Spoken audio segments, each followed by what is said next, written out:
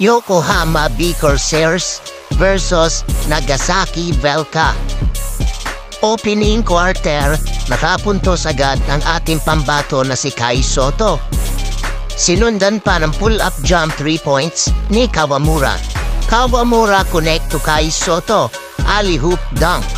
Makakakuha ng 2 free throw dito si Kai Sotto. Sayang lang at hindi naka-end 1. Unang free throw lang ang naipasok ni Kai Sotto.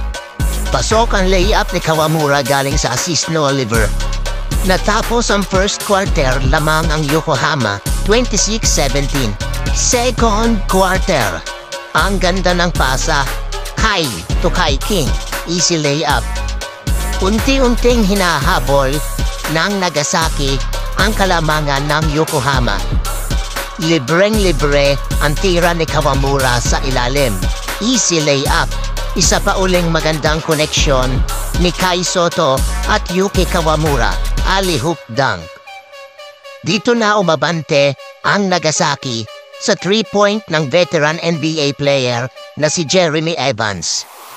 Nadagdagan pa yan ng long 3 points ng Nagasaki. Dito nakuha ni Kai ang una niyang foul.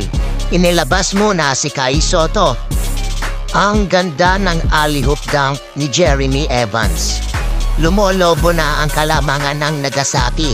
Pasok ulit ang 3 points ng Nagasaki.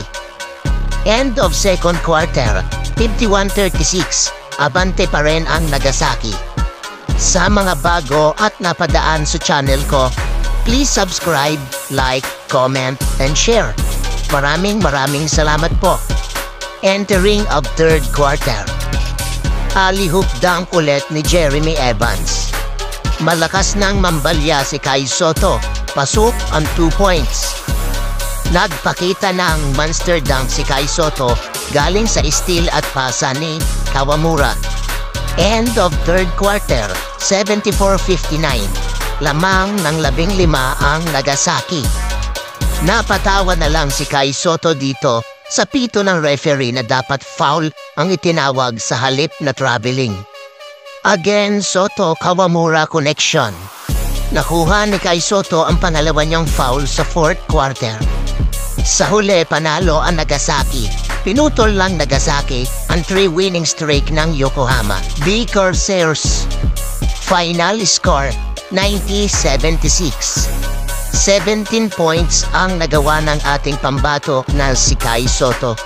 Thank you for watching mga idol.